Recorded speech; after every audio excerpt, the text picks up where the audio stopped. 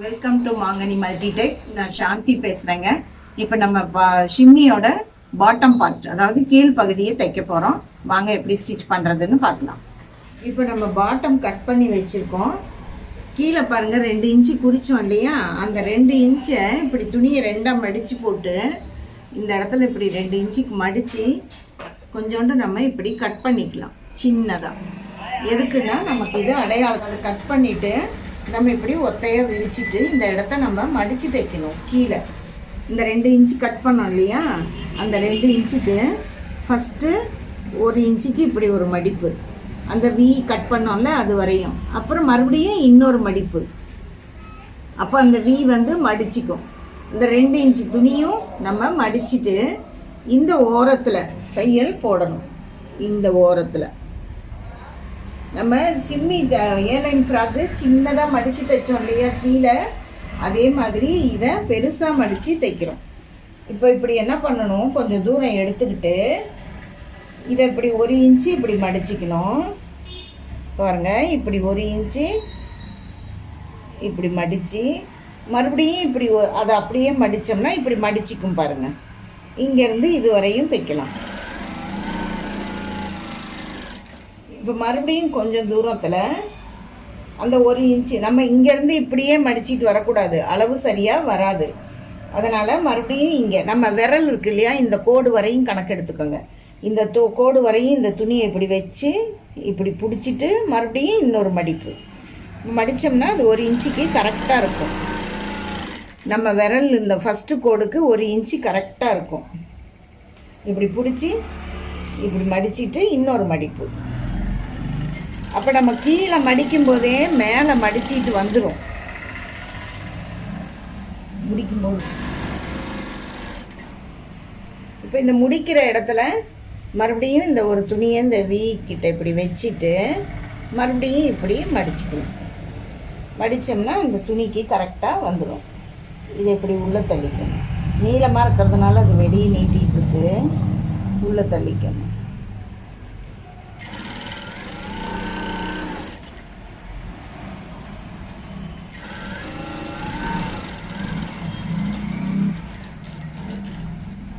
இப்போ நம்ம மேலே சுருக்கம் வைக்கணும். இதில் நம்ம 40 இன்ச்சு துணி நீளமாக வெட்டியிருக்கோம். அந்த 40 இன்ச்சு துணிக்கு 24 இன்ச்சு வர்ற அளவுக்கு நம்ம சுருக்கம் வைக்கணும். நமக்கு பாருங்கள், இங்கே வைக்கிறோம் ரெட் கலரில். இந்த துணி எண்டுலேருந்து ஒரு 1/2 இன்ச்சுக்கு விட்டுடுங்க. ஏன்னா இந்த இடத்துல நம்ம 2 துணி ஜாயின் பண்ணுறதுக்கு. இதுக்கப்புறம் நம்ம 1 இன்ச்சு வச்சுக்கலாம், 3/4 இன்ச்சு வச்சுக்கலாம், 1/2 இன்ச்சு வச்சுக்கலாம், எப்படி வேணாலும் வச்சுக்கலாம். நான் உங்களுக்கு 1/2 இன்ச்சு காட்டுறேன் பாருங்கள். இங்கேருந்து இது வரையும் ஒரு 1/2 இன்ச்சு, இங்கேருந்து ஒரு 1/2 இன்ச்சு, இப்படி நான் இது எப்படி சுருக்கம் வைக்கணுங்கிறதுக்காக இந்த கோடு போடுறேன். இப்போ என்ன செய்யணும், இந்த இடத்த விட்டுடுங்க. இந்த ஃபஸ்ட்டு கோடு இருக்குது இல்லையா, அதுக்கு இந்த 2வது கோடை விட்டுட்டு 3வது கோடை இப்படி உள்ள இந்த துணிக்கு இந்த இதை கீழே கொண்டு போய் இப்படி வைங்க. இப்படி இந்த 3வது கோடு கீழ்ப்பக்கமாக பிடிச்சிட்டு போய் இந்த ஃபஸ்ட்டு கோட்டு மேலே வைங்க. அப்படி வரும்போது இந்த ஒரு கோடு உள்ளே போயிடும். அதாவது 2வது ஃபஸ்ட்டு கோடு இங்கே இருக்குது, 2வது கோடு இங்கே இருக்குது, 3வது கோடு உள்ளே போயிடும்.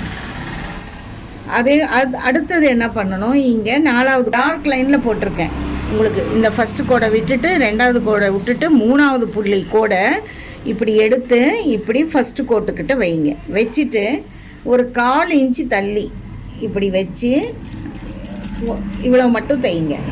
இப்போது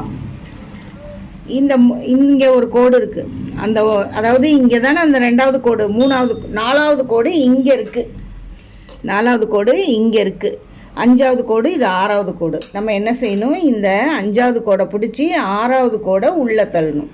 இப்படி அதை முதல் கோடு இந்த இடத்துல வைக்கிற மாதிரி இதை மடித்து இந்த இடத்துக்கு வரணும். அப்புறம் அதை அப்படியே தைக்கணும். அப்புறம் மறுபடியும் அடுத்த கோடு இப்படி இப்படி மடித்து இப்படி வைக்கணும். இதில் என்ன நீங்கள் முக்கியமாக கவனிக்கணும்னா, இந்த இடத்துக்கு வெளியே இந்த துணி இருக்குது இல்லையா, எல்லா மிஷின்லேயும் இந்த மாதிரி லைன் இருக்காது. சில மிஷினில் இருக்கும், சில மிஷின் பழசாக இருந்தால் தேஞ்சு போயிருக்கும், சில புது மிஷின்லேயும் அது இருக்காது. அதனால் இந்த பட்டியை விட்டு வெளியே கொஞ்சம் மட்டும் இருக்கிற மாதிரி பார்த்துக்கோங்க. இப்போ மறுபடியும் கோடு போடாமலே சொல்கிறேன் நான், இங்கே எழுத்து இருக்குது, அதனால் அந்த 1/2 இன்ச்சுக்கு அப்படியே மடிச்சுக்கணும். அதாவது இங்கே ஒரு கோடு இருக்குது, நம்ம இங்கே ஒரு கோடு போடுறோம், இங்கே ஒரு கோடு போடுறோம், இப்படி 1/2 இன்ச்சுக்கு போட்டிருக்கோம். இந்த கோடை உள்ளே தள்ளணும், இந்த கோடை இங்கே கொண்டு வரணும். இப்படி 3 கோடு உள்ளே போயிடும். அதாவது 1 2 3 இந்த கோடு உள்ளே போகணும், இந்த கோடு அந்த இடத்துக்கு வரணும். இப்படி வந்துடும். அதை அப்படியே தைக்கணும். மறுபடியும் அதே மாதிரி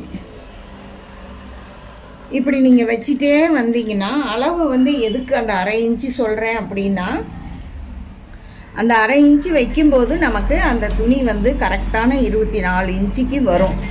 1 இன்ச்சு முன்ன பின்ன இருந்தாலும் பிரச்சனை இல்லை, நிறையா வரக்கூடாது. 2 இன்ச்சு, இப்போ 24க்கு பதிலாக 26, இல்லை 24க்கு பதிலாக 22 அந்த மாதிரி வந்ததுன்னா நமக்கு கஷ்டம், பத்தாது. நமக்கு பாடி வந்து 24 தானே இருக்குது கீழே, அதனால் அது பத்தாது. இது வந்து இதுவரையும் 20 இன்ச்சு இருக்குது. அதாவது நம்ம ஒத்தையாக 40 எடுத்தோம் இல்லையா, இதுவரையும் 20 இன்ச்சு இருக்குது.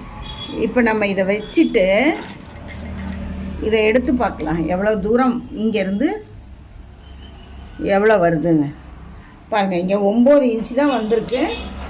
இந்த துணியில் நம்ம இன்னும் 24 வரணும். நமக்கு 24 வரணும்னா இன்னும் கொஞ்சம் தூரமாக அப்படி வைக்கணும். சின்ன மடிப்பு ஒரே அளவாக வச்சிட்டு வந்தீங்கன்னா தான் நமக்கு அது கரெக்டாக வரும். 24 இன்ச்சு வந்தால் தான் அது கரெக்ட், இல்லைன்னா நீங்கள் பிரிச்சுட்டு தைக்கிற மாதிரி ஆகிடும்.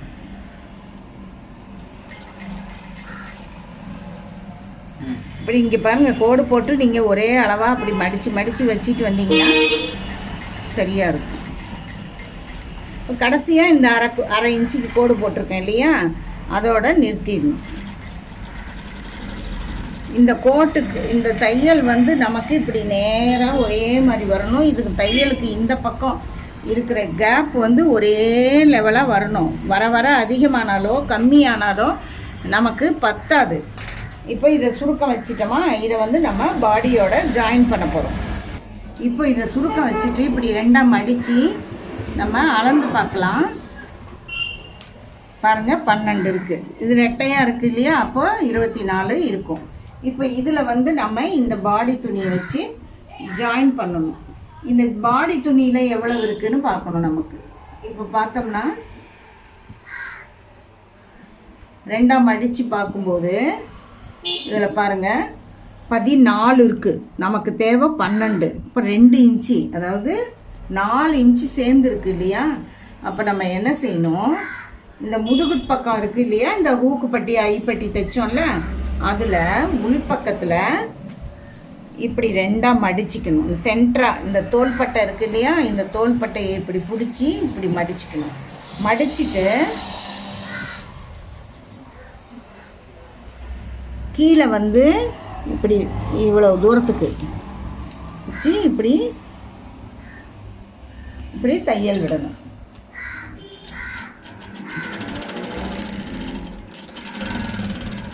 இப்படி தையல் விட்டுட்டோம்னா அந்த இடம் வந்து சின்னதாக போயிடும். அதாவது அந்த 2 இன்ச்சு கம்மி ஆகிடும். 2 பக்கமும் தைச்சிக்கலாம்.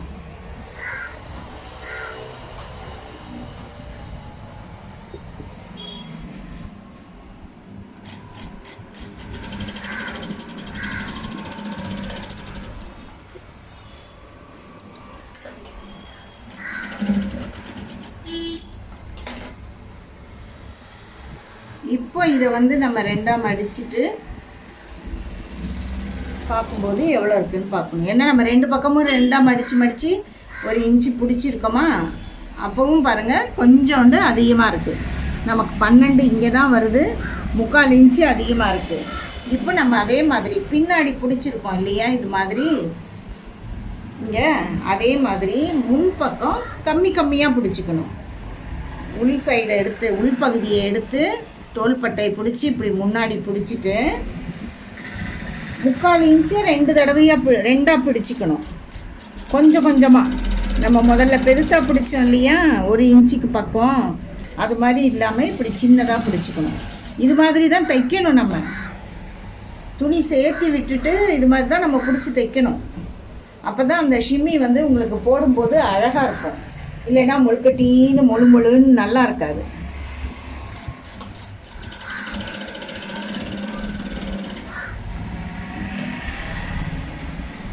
நமக்கு கரெக்டாக இருக்கும். அதாவது இந்த கொக்கி பட்டி இருக்குது, ஐப்பட்டி இருக்குது இல்லையா, அந்த ஐப்பட்டி மேலே கொக்கி பட்டியை இப்படி வச்சு தான் ஒன்று மேலே வச்சு தான் நம்ம அளவு பார்க்கணும். ஏன்னா நம்ம தைக்கும்போது அப்படி தான் தைப்போம். இப்படி வச்சு பார்க்கும்போது 12 கரெக்டாக இருக்குது. இப்போ நம்ம இதை வந்து இதில் வச்சு தைக்கணும். இந்த துணி ஷிம்மியோட மேல் பகுதியை எடுத்துக்கணும். மேல் பகுதினா மடித்து தைச்சிருக்கோம் இல்லையா, இது மடித்த பகுதி, உள்பகுதி. இது மடிப்பு இல்லாத பகுதி, மேல் பகுதி. இந்த மேல் பகுதி மேலே இந்த பாடியோட மேல் பகுதி இருக்கு இல்லையா, இதுதான் மேல் பகுதி. இந்த தையலெல்லாம் இப்படி உள்ளே போயிருந்ததுன்னா இதுதான் மேல் பகுதி. இந்த மேல் பகுதியும் இந்த பாட்டமோட மேல் பகுதியும் ஒன்றா வச்சுக்கணும். ஒன்று மேலே இப்படி வச்சுக்கணும். இப்படி வச்சு இப்படி தைக்கணும். அப்படி தைக்கும்போது இந்த தையல் தெரியாதுல்ல, அதே அந்த தையல் மேலேயே நம்ம தைக்கணும். அப்போ நம்ம இப்படி திருப்பிக்கலாம். பாடியை முதல்ல கீழே வச்சுக்கலாம், ஷிம்மியை மேலே வச்சுக்கலாம். இப்படி வச்சு இந்த துணியும் இப்படி சமமாக இப்படி வச்சு இந்த தையல் மேலேயே தைச்சிட்டு வரும். இந்த தையல் மேலேயே இந்த நம்ம சுருக்கம் வச்சோம் இல்லையா, ஃப்ளீட் வச்சோம்ல, அந்த துணி மேலேயே அந்த தையல் மேலேயே இந்த பிசுறு ரெண்டும் இந்த பக்கம் ஒரே மாதிரி இருக்கணும். அதாவது பாடி துணியும் பாவாடை துணியும் ஒரே மாதிரி இருக்கணும், இப்படி சமமாக. அப்படி இருந்தால் தான், இந்த பக்கம் இப்படி சமமாக இருந்தால் தான் நமக்கு துணி பத்தும். இல்லைன்னா ஏறத்தாழ வந்ததுன்னா பத்தாது. பாருங்கள், இப்படி தையல் மேலேயே தைச்சிட்டு வரணும். அப்போ தான் நமக்கு அது சரியாக இருக்கும்.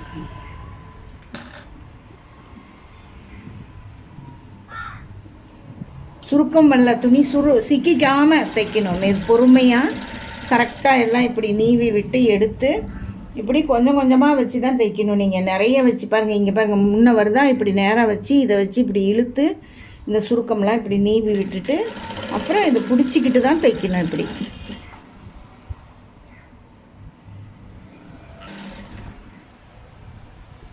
இப்போ இந்த கடைசி வரும்போது இந்த துணியை இப்படி வச்சுக்கணும். இப்படி பிடிச்சி இப்படி தைக்கணும், சமமாக வச்சுக்கணும். இதை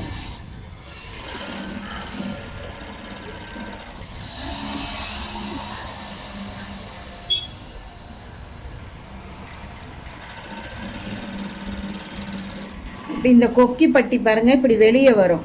ஏன் வெளியே வரும்? இதை வந்து சைடு ஜாயின் பண்ணும்போது அந்த இது மேலே வச்சு நம்ம ஜாயின் பண்ணிவிடுவோம். ஊக்குப்பட்டி ஐப்பட்டியில் வச்சு ஜாயின் பண்ணிவிடுவோம். இது மேலேயே நம்ம இன்னொரு தையல் போட்டுக்கணும். ஏன்னா இதையும் ஜாயின் பண்ணி ஒரு தையல் தானே போட்டிருக்கோம், நம்ம 2 தையல் போட்டுருக்கோம். அப்போ தான் கலண்டு வராது. இப்போ இது இப்படி வந்துடுச்சா, இதை இப்படி சேர்த்தி பிடிச்சிக்கணும். உள் பக்கமாக இப்படி திருப்பிக்கணும்.